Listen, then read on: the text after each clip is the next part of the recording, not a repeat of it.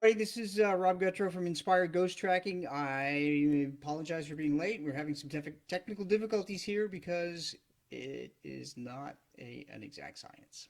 Um, so um, I am hoping that this is live right now. Um,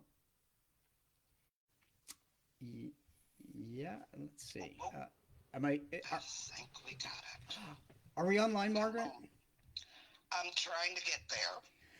Margaret is the founder and manager of Inspired Ghost Tracking, and she is on the phone right now, and we are hoping that this is has gone live. Um, so if there's anyone listening, yeah, it looks like we are live. Yeah. Yep, 44 seconds. Okay, wow, that was an ordeal. I do see it on the Inspired Ghost Tracking page. Yay! The broadcast has been paused. Okay. All I'm right. going to try. We're good. All right. Well, welcome everybody. Um, Margaret, uh, would you like to say a few words about the group and any upcoming events? Okay. So, hey, y'all. This is Margaret, founder of Inspired Ghost Tracking. Um, we are a group that, gosh, been, 2008, 2009. And we're a meetup group. We're a large group that meets for lectures and to do investigations. Um, we have a smaller group that is the core group that does private investigations. Excuse me. So we get together and do as much as we can with the group, of course, during COVID. We are going live on our Facebook page. So hopefully everybody can join us on there. And back to you, Rob. All right. Well, thank you, Margaret. So, a little bit of an introduction for anybody who doesn't know me. I think that most people that are on this page actually do know me. I am one of the mediums on Inspired Ghost Tracking, and I join Margaret and the rest of the gang to go into private investigations in private homes, or we even go to historic places and so forth. And we try to figure out what exactly is happening there. So, although this is about pets in the afterlife, um, I also talk to people on the other side. Um, so, just recently, back in January, I I published my eighth book called Pets and the Afterlife 3. Now, I wish I could show you graphics and so forth, but Facebook Live does not allow me to do that simply because of the nature of the beast. So I'm going to hold up my book cover, so you can see it. Um, Pets in the Afterlife 3 is the third in the series, of course, and what it does is it teaches you how pets communicate from the other side. Now, Pets in the Afterlife 3 is different from Pets in the Afterlife 1 and 2 because this one is only about messages from spirit dogs. So, in addition, this book has a chapter that people who have read books 1 and 2 have asked me for, and that is how to cope with their grief and the loss that they're experiencing. So, not only does it have messages and teaches you how pets communicate, but there's a special chapter by a licensed professional, a medical psychologist who's a friend of mine, and he wrote 11 ways to cope with grief. In addition to that, I added four other ways that we coped with the grief because in 2020, as I was finishing this book, we lost two of our dogs, Dolly, our Weimaraner, and Franklin, our Dachshund. and you can see them over here. This is Franklin, and this is Dolly. Um, I'm hoping you can see them because I'm going to talk about them tonight. So, in addition, there are a lot of stories in that book about how, from readings that I did with pet parents, and you're going to hear some really crazy stories. Um, Pets in the Afterlife 2, just to draw the difference between them, uh, also provides you stories, but it's about cats and dogs and horses and birds. Um, and that has more of the more domesticated pets. Pets in the Afterlife one is more about the science and the science of behavior, the science of learning. Um, Tells you exactly how one scientist, a neuroscientist, proved that dogs and cats have the same emotions as people. And there's also three special chapters from other mediums about how they communicated with their pets, including our own inspired ghost tracking medium, Troy Klein, how he communicated with his dog. So that is the difference. So Pets in the Afterlife 3 is really all about the canines. Um, so, Margaret, are you monitoring the page? I am monitoring the page. Okay. So far, I've heard from Christina Corsetti and and Pat says hi. Okay. If you have anybody has any questions, just put them in the chat box there, and Margaret will jump in and let me know. Um, I did also want to do a special shout out to two very precious IGT members, Rhonda and Craig, who are both dealing with their own challenges right now as we speak. And we want to let you know that we are sending positive energy and love out to both of you and healing. So, for everybody that's on, please keep Rhonda and Craig in your minds and your hearts and send them some positive energy. All right.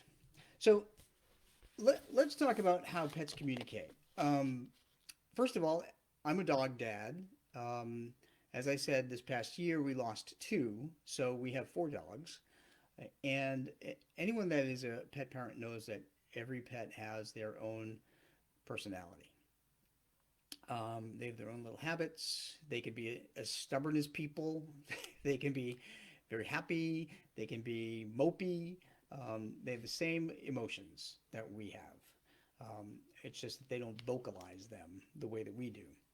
Um, so, with that, whenever a pet passes, they will behave the same way in spirit. So, what I mean by that is if you have two dogs, we're talking about dogs tonight. If you have two dogs and one of them is shy and reserved and never really forced his or her way to get like a treat or something, and let the other dog be more forceful or more assertive and get there first, then the passive dog will be that way in spirit.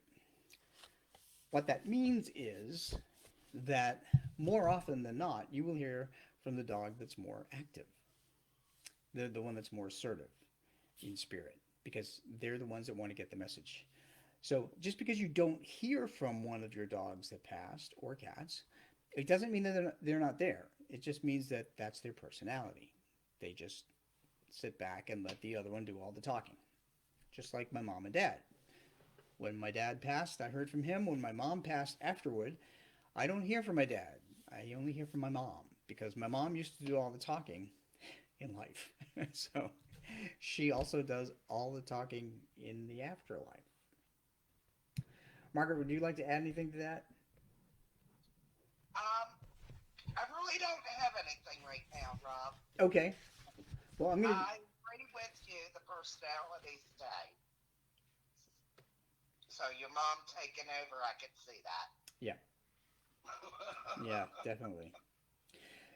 So I'm going to tell you right now, before we get into science, I'm going to tell you a little bit about why pet passings are very devastating.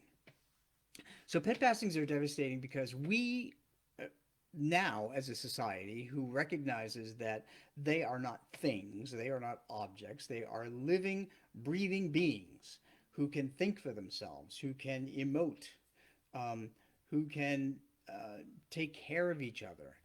These are living creatures. They're the embodiment of love. So the reason they're so devastating is that we bring our pets up today as we would bring up a human child, and because pets only tend to live about 15 years, horses, of course, live longer, and so do birds, but I'm talking about dogs and cats at the moment. Um, because they only live 15 years, it's devastating to us because we look at them as children. And, as people, our children are supposed to live, outlive us, and, get careers and marry somebody and go off. But that's not the way it works with pets. Because dogs and cats only have 15 years on average, we know their life is going to be short.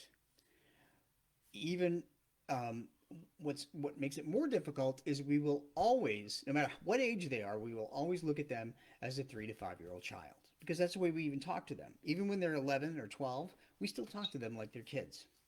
So that's the psychological aspect of why it's devastating.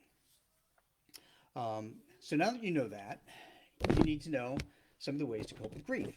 So I am But going to. before you go further with it, Yes. Christina had a question. Okay. Do animals go to the same realm we do, or is there a special place for animals? Good question. Animals all go to the same place.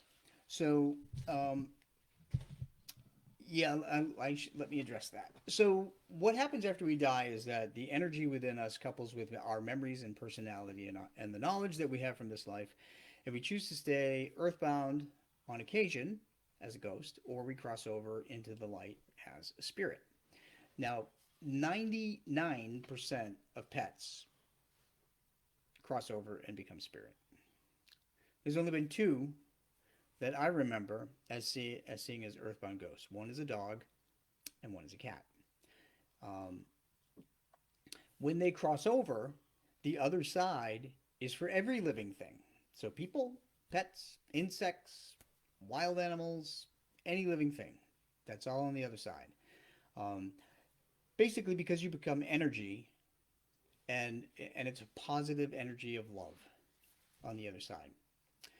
Um, so there is no special place. There is no distinction between where we all go. And people have asked me too about the Rainbow Bridge. Now, the Rainbow Bridge an idea that was conceived by people so that it would give us comfort. Um, it's a really beautiful kind of image that makes us feel good that our pets go over this rainbow bridge. There really isn't a rainbow bridge. It's really a kind of a bridge of light, like a walkway or tunnel. It's still light, and in white light, there's all colors of the rainbow. So kind of there is, but but the rainbow bridge is actually for our benefit. Does that answer the question, Margaret? I guess it answers your question. All right. We all go to the same place, unless you stay earthbound, and you don't want to do that. And by the way, um, the reason why 99% of our pets go across is that somebody is always waiting for them, whether it's a human relative of ours or a friend on the other side, or another pet that we had in this life, or or a previous a life before. Like if your grandparents owned any dogs or cats, those dogs or cats would be on the other side, calling to our pet. So it's just like people. Um, I, I just a friend of mine sent me a message from a caregiver in a hospital who said that they had a patient that was dying of COVID, and they said the patient could barely speak, but noted that they they sensed that their grandparents were around their bed, and the bottom line is that they were there, and then the person passed, and they went across into the light because their grandparents were there to help them through. So so take comfort in knowing that your pet is on the other side. Um, and so I'll pop in with a quick story here before I get into coping with the grief. Um, because this story is fresh in my mind, I mentioned it on an interview or two already, but for those of you who haven't heard any of the interviews, it's all new to you. So, a couple of weeks ago, James sent me a note asking about his dog, Winnie. And James was kind of skeptical, he said.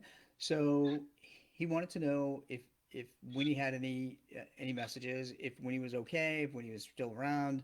Um, and anything specific that I could tell him. So, Winnie described a toy that was her favorite. Um, she also came across with general feelings of love and so forth, just like any animal would do that if you're a good pet parent. But Winnie said to me that one of the people that greeted Winnie on the other side was a woman named Liz. Now, when I do these readings all by email, by the way, I don't know these people from a hole in the wall. All I have is a first name from them, the dog's picture, the dog's name, and any questions they may have about the dog. Um, so, and I've wound up finding out that I've talked to people all over the world, from South Africa to Turkey to the Netherlands to England to Mexico to Canada, everywhere. You name it, I've heard from people all over the place. Anyway, um, one thing Winnie said was when she crossed over, there was a woman named Liz. She also said that Liz was wearing a tartan skirt, like like Scottish people wear. Um, and I just thought that was really weird. So I was hesitant to write it down, but when Spirit tells me something, I write it down. Needless to say, I sent it to him, and he wrote me back, and he said, I was a little skeptical at first when I started to read about the messages of love and so forth. Then I got to the ball or whatever it was, that toy, and then I thought, okay, this is unique. And then he said, then I got to Liz, and he said, I told my wife about the reading. He said I didn't really acknowledge the Liz, but I told my wife about the reading, and my wife says, "Oh yeah, that was my friend Liz that I knew from the university." And she said she showed him a picture on his phone, the last picture she took with her friend Liz, who had passed 4 days before Winnie. Liz was wearing a tartan skirt. So pets can identify who is on the other side with them. Um, that was pretty mind blowing, really. And as a medium, I'm not supposed to be doubting myself, but some of these things sound so far fetched that you know you think, okay, again, I don't know these people. They're probably going to think I'm out of my mind, but then you find out that that unique sign was the clincher. Um, so for people who are dealing with grief, let's go back to grief. Um, some of the things that will help you with your grief. Now, there's 11 things that Dr. Charmak outlined here, but he said try to be rational about things. Remember that you'll recover in time from the loss. Um, there'll be an emptiness there, and it'll be different. And I can tell you that there is still an emptiness here in our house because we've lost Franklin and Dolly. He said do some kinds of expression like journaling or painting or something. Even if you want to memorialize your dog in some way, write a poem, paint a picture, uh, post something on the internet, um, just things like that. And he also said stick to your routine. Don't wallow in self pity. Um, I find that when Dolly and Franklin passed in October and May rather, respectively, putting a note up on Facebook and hearing from my friends of love and support was really, really helpful, um, because it makes you feel like you're not alone. And we every living human being lost either a person or a pet. Um, you can also look at a timeline of pictures because looking at a timeline of pictures is something that I did, and I realized the aging of both Dolly and Franklin as they got older, and that really helped put it in perspective. That we had them for a long time, and they were fighters. So there's that. Um, so with that, I'm going to start telling you a couple of stories. I mean, I've already shared a couple, but so these this is about Franklin. Franklin was a 16 and a half year old dachshund.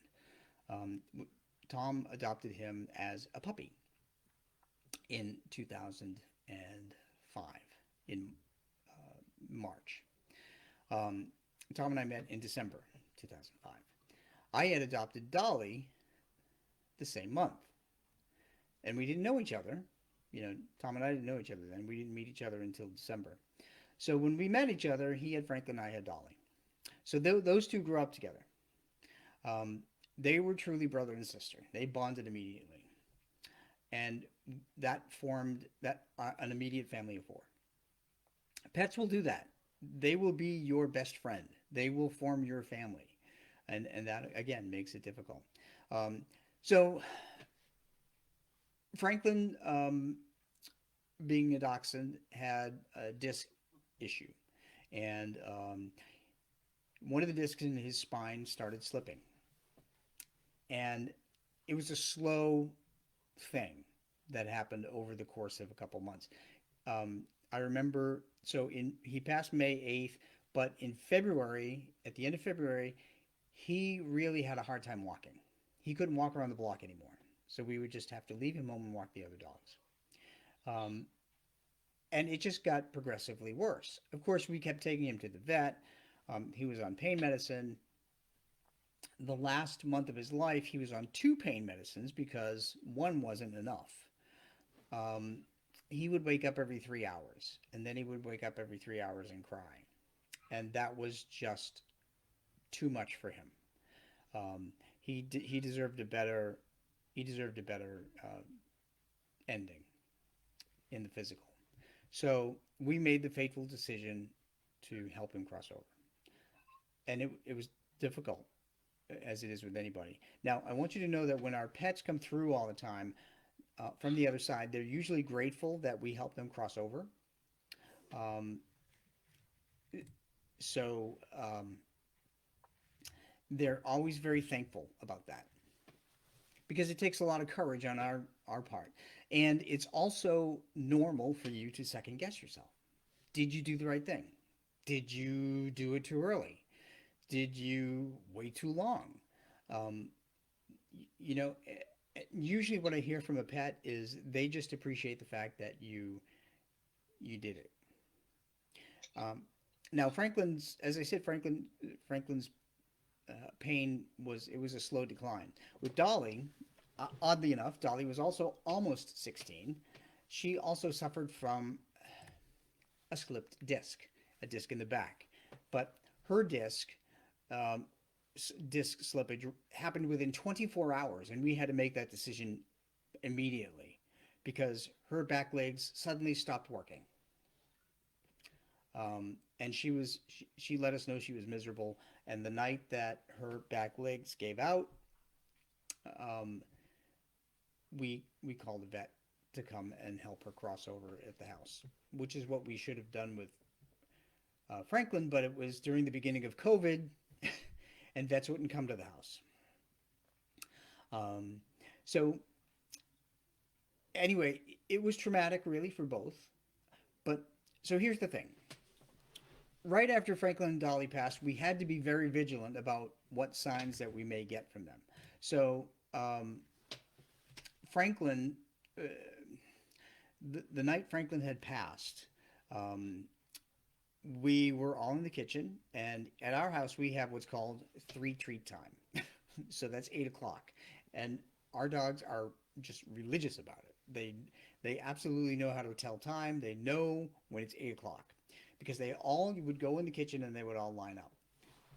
I had a picture of them all lining up, but I don't have it with me.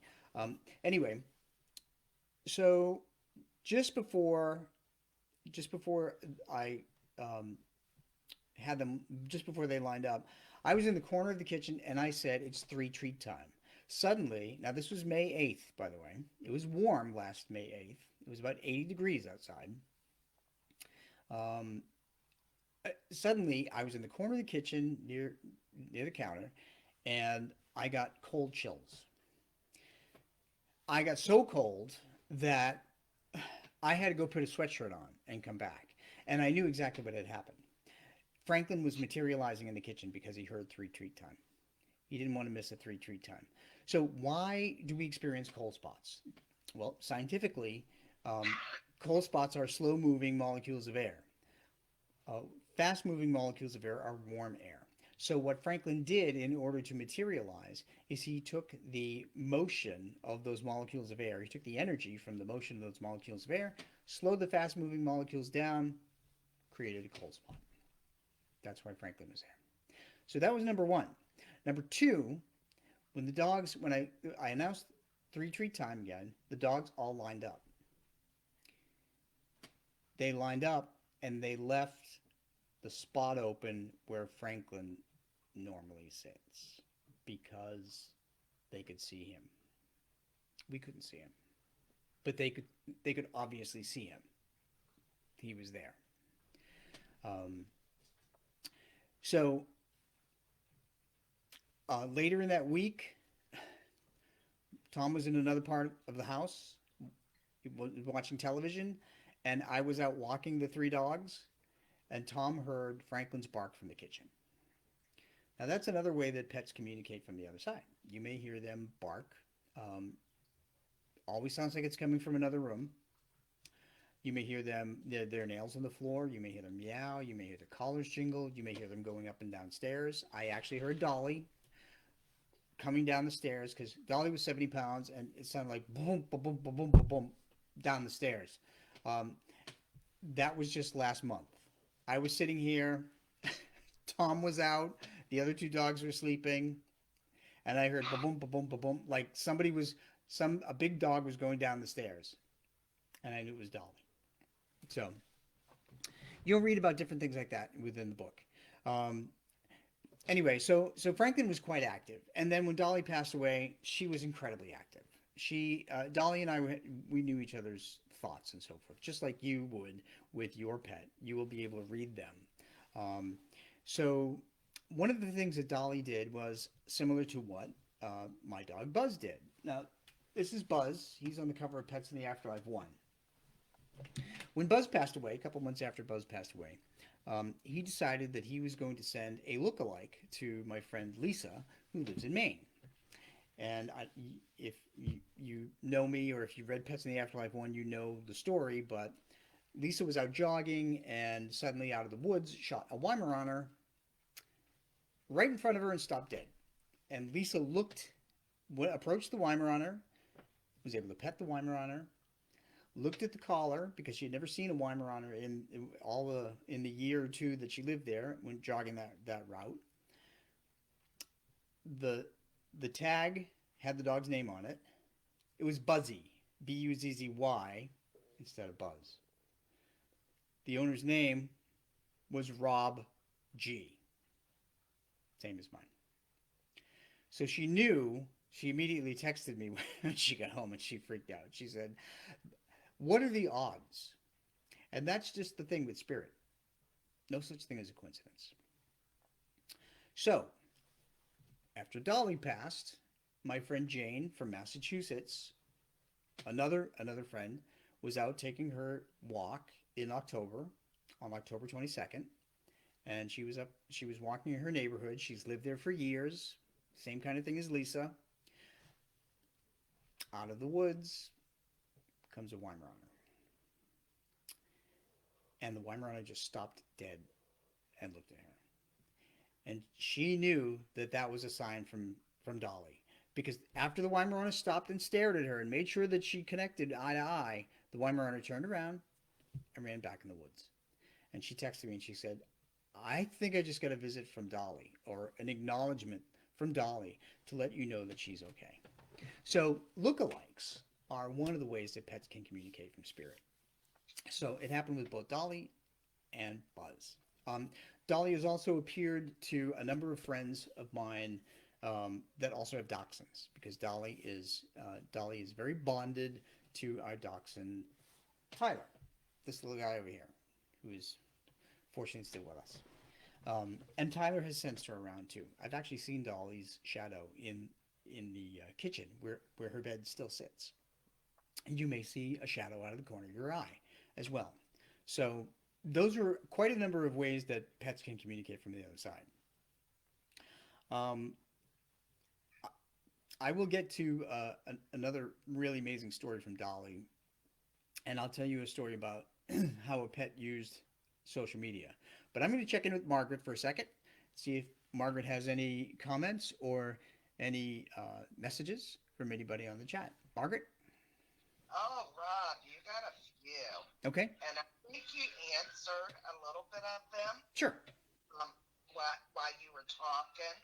So I have two people that were basically talking about the guilt of having to put their pet down.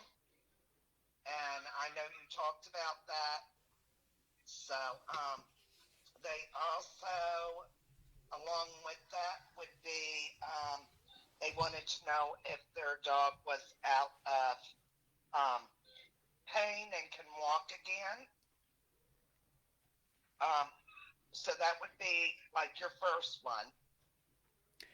Yes. I choose that one. So yeah, so I'll just address that quickly. Usually, so what happens is, I mentioned that we become energy after we pass, and all the physical feelings really are are kind of discarded. So once we become energy and we cross over on the other side, we have full health. We don't feel any arthritis anymore. Um, we don't feel the kidney failure anymore. We don't feel arthritis in our spine, or anything like that. So they often come back and give me messages that they feel fully healthy. Um, okay. All right.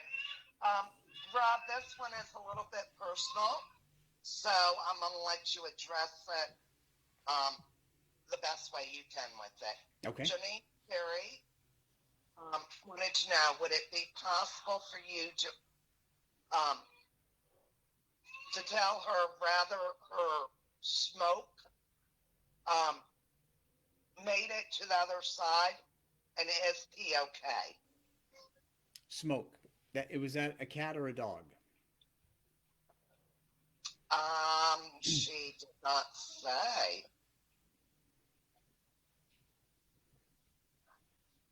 She Okay. just said smoke. So I'll preface that by saying that, as I mentioned in the beginning, that 99% of our pets do cross over on the other side. Um, the exceptions are rare, and usually our relatives are waiting there in spirit for them on the other side. So, so her name is Janine. Yes. Okay.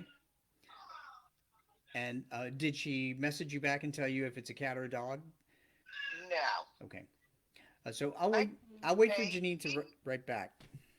Yeah, maybe you need to address that you do the readings, and when you do them, and how they can get in contact with you. And she did respond back, it's a cat. It's a cat. Okay, that's why I asked if it was a cat first instead of a dog, because that's what I was picking up on. Okay. Janine, could you do me a favor and put a picture in the chat area? That will help me connect. So So for everybody listening, if you want a reading for your pets, if you go to my website petspirits.com, on the right hand side, on the top right hand side, there's a little box that says how to get a reading. Um, I started charging $10 January 1st for reading, and I ask for your name, the pet's name, picture of your pet, and any questions, and I will do it. But you need um, just send me your note through Margaret, and we will address your question by the time this ends. So, All right. And another quick one with you. mhm. One minute, I gotta find that one again. Um, Jessica McCrory said that she referred her cousin to you, Mhm. and the reading from you was amazing, and you gave her confirmation and comfort.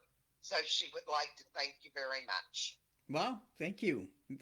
That's great to hear. I really appreciate the positive feedback, um, and I'm very grateful that it was helpful. So thanks for the shout out. I appreciate it. Everybody needs good words, so that's awesome. Um, were there any more, Margaret? That's it for now. All right, very good. All right, I will wait to hear from Smoke in a couple minutes. Um, so I'm going to tell you about one of the stories in the book that is is very unique because you can find signs anywhere. Um, you can find signs as simple as your pet's name on a road sign, for instance, like a street sign. Like you may find Smoke Circle when you're driving, when you're driving by a street, and know that you were nudged to look that direction at that very second in order to see that name. So you may also hear somebody speak about a dog or cat with that same name. So what that means is that your dog or cat are influencing you to be there at that very moment so that you can hear that. So, um, uh, so there's no such thing as a coincidence. Now, pets can also use people in spirit to convey messages. Um, and in this case, one dog used social media. And I've never seen this happen before. Um, so the dog's name is Cusco, and the dog was associated with my friend Dan. Now, Dan and I met after I did a reading for him a couple of years ago, 2 years ago, for his dog Romeo. He had a little white dog named Romeo who passed, and Romeo was his right hand man. And so Romeo gave him a number of signs, and Romeo continues to give him signs. And your pets, by the way, it doesn't matter how long they've been gone. Every now and then, they will give you a sign. I will tell you that after Buzz passed away 4 years ago, he gave us a sign by leading us to a dog that looked just like him. Um, 4 years after he passed, rather. Um, I think 10 years after he passed, yeah, 10 years after he passed, he tipped a picture of himself in our house. He tipped it. That was the only picture in our entire house that was tipped. And nobody else could reach it. The dogs couldn't reach it. So all the other pictures were straight. And when you're married to somebody who's OCD, like I am, married to somebody who's OCD, you know those pictures will always be straight. But Buzz tipped it. Um, anyway, so Cusco, Dan volunteered at a shelter, and before COVID hit, he was bonding with this dog Cusco, who was, I think, 5 years old. He came in and he had a severe case of heartworm. Um, so please give your dogs heartworm preventative because it will kill them. Our dog Tyler recovered from it, by the way, and it was painful, and it took 6 or 9 months for them. What it does is heartworm is actually worms that congregate around an animal's heart, and they will kill the dog if you don't treat it. So Cusco came in with a serious case of heartworm, and he was on preventative, and he was getting the medicine to help eradicate the worms, um, but it was not. It didn't work. Long story short, but so Dan uh, before COVID hit, Dan would come and visit the dogs in the shelter and take them all out for walks. But he really doted on this one dog, and he would go in and give the dog extra time and belly rubs and scratches and bring the dog things. And he really bonded with this dog, Cusco. When COVID hit, the shelter said um, these dogs need to go in foster homes because they were going to close down the shelter. So there was a family that offered to take Cuzco, and Dan said he was torn because he works 10 to 12 hour days, but he loved this dog with all his heart. Anyway, he did what was best for the dog. He let the family take the dog because the family was home all the time. A couple months after Cuzco was brought in as a foster, Cuzco passed away, and Dan was devastated, as anybody would be. So, a couple months after Cuzco passed, months, mind you, Dan was on social media. He was on Facebook, and and he had to call me um, because he was scrolling through Facebook, and the shelter created a brand new video to promote the shelter and try and get some of these foster dogs adopted. Um, what happened was, as soon as Dan scrolled to this video on Facebook, the image on the video, the still image, was that of Cusco. Now, normally that's not weird if Cusco would be in the first 5 or 10 seconds of the frame, but Cusco was 1 minute and 47 seconds into the video. That never, ever, ever happens. It's usually the first 5 or 10 seconds of the video. So he he called me and he said, "Rob, I swear this must be a sign that he is still very much around, um, and he wanted to let me know he's okay." And that's exactly what it was. Dan absolutely read that right. Because when I brought up the page, when I brought up that video, Cusco was not in the first frame. He wasn't there. It was a still image of the name of the rescue. And I'm sure that's the way it was for everybody else too. So Cusco, on the other side, obviously had the help of someone, some human, to make that image of him show up only on Dan's computer when Dan looked at the video. So so now you know that dogs and cats can use social media. So watch out. Margaret, anything you want to add to that? That's too amazing to me. Um, I know it can happen. We've talked about different things like that, but that's crazy. Yeah. Um,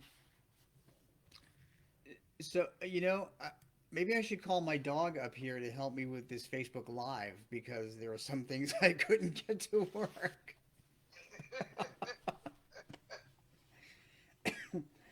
Dogs are teenagers, I guess. Just ask them to help you with social media or television remotes, and you'll be good to go. Um, so, all right. Now I'm going to go over to the. We have 7 minutes left, right? Um, so I'm going to address a couple of other quick things. Often, when people will message me, they will tell me that they need help in getting some sense of peace.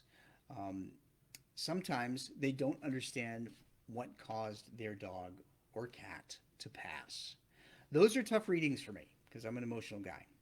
But in one case, there was a woman named Ginny who wrote me, And over the course of, I think about 10 plus years, she had West Highland Terriers. Those are the white dogs, the really beautiful white fluffy dogs. Um, they're small, um, and they're pretty smart. So she had four West Highland Terriers and a white German Shepherd.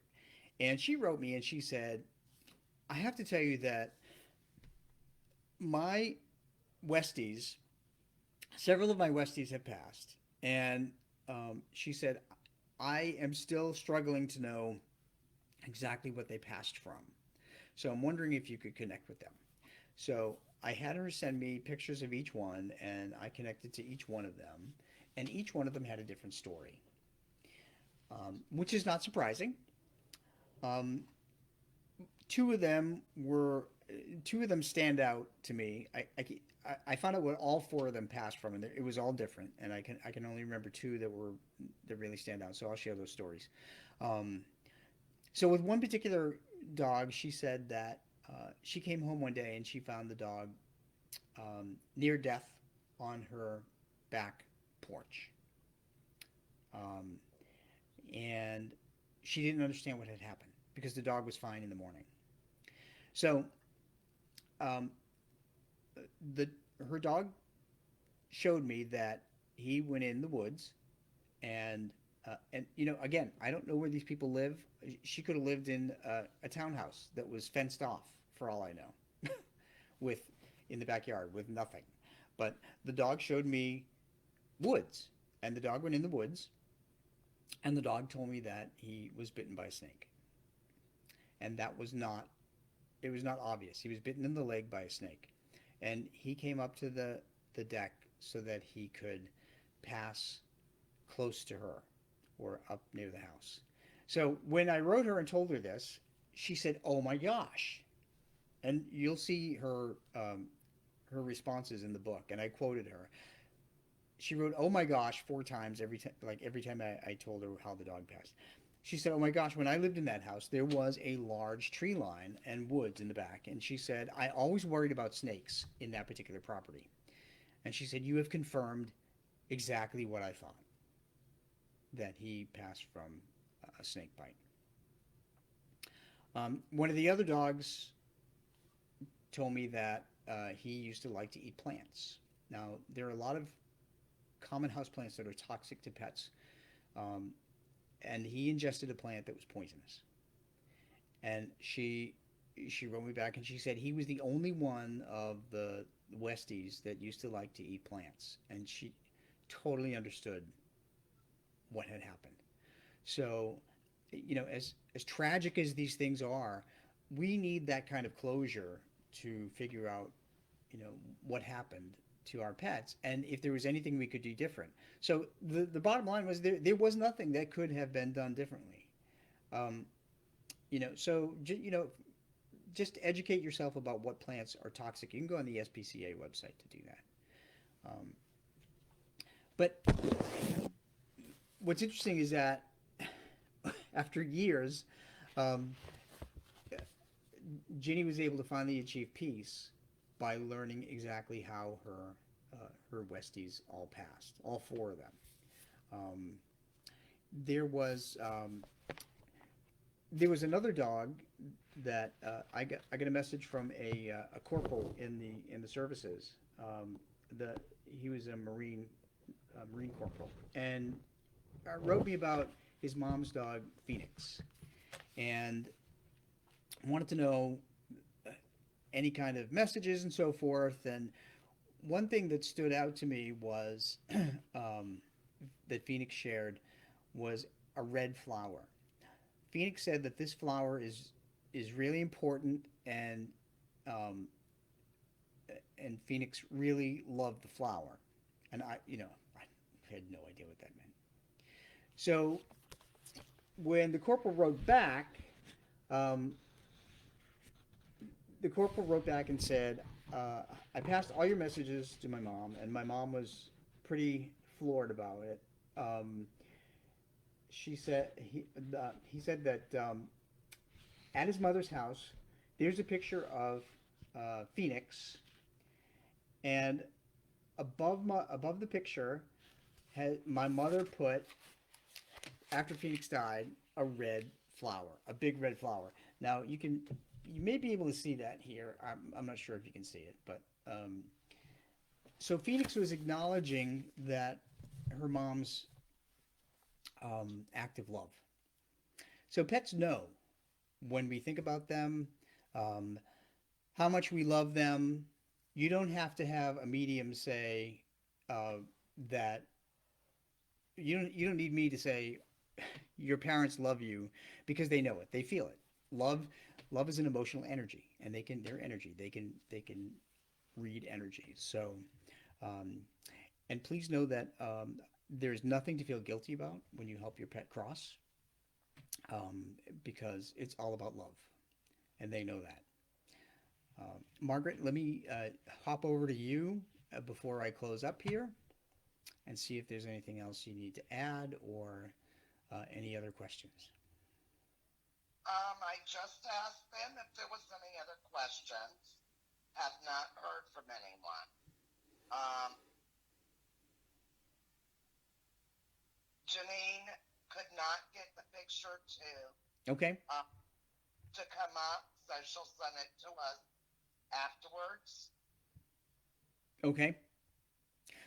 And I will tell you that I am not sensing that smoke is earthbound. yeah, Yep. Yep. I'm not sensing that smoke is earthbound. And maybe Janine knows someone by the name Sue or Susan who is on the other side, something like that. Who is who was there? So yeah. So oh, we can talk about it offline. But anyway, so yeah, so that said,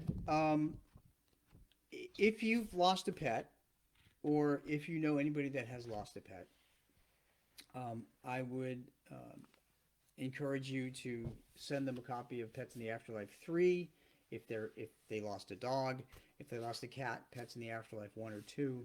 Um, but these will really help you recognize many of the different ways that pets communicate, because it's unlimited, as you could tell from the social media story that I told you. Um, but once you learn to recognize signs from your pet on the other side, you can apply them to people as well. And you'll be able to work better through your grief. And know that grief will ease over time. Um, you know, I do as much as I can to help people understand that their pets are still around. And please know, I'm not a therapist. I'm not a licensed psychologist. um, and I say that because there were several people who were so bonded to their pet that actually told me they were on the they had suicidal thoughts. And when you get to that point, call the National Suicide Prevention Hotline. Our pets do not want us to do that. They want us to live a full life, and they actually want us to adopt another pet 95% of the time, so that we can give the love that we have to another pet that wouldn't have the chance to have that kind of love. So, um, so with that, you can reach me at robgutro.com or petspirits.com. You can message Margaret here on Inspired Ghost Tracking, and you can get hold of me. All of my books are on Amazon. You can see a whole bunch of them behind me. Pets in the Afterlife 1, Pets in the Afterlife 2. One of our favorite ones, Case Files from Inspired Ghost Tracking, that actually has a ghost cat in it. The ghost cat that I did not mention, that we saw in one of the investigations. Uh, and you remember that one. But so anyway, all of them are available on Amazon. They're all under $10. Ebooks are a lot cheaper. They're under like $4. Um, and I'm always here if you have questions. And again, I do readings on weekends by email and through PayPal. Just go to petspirits.com. So Those links have all been put on to the comments. One last comment, Rob. Christina would like to thank you for being you, and what you do means a lot to us. is that Christina Corsetti? Yeah. Yeah, she's a good friend. Christina, I love you very much. Thank you. And by the way, people need to check out Haunted Salem because she writes blogs and amazing haunted history on the Haunted Salem page on Facebook. So this is the place to to know about it. So look at Haunted Salem after you get off here, and then type in petspirits.com. And um, with that, I wish you all a very good night. So, Margaret, anything else? That's it. Okay. Good night, everybody. Good night, everybody. Thank you so much. Be safe.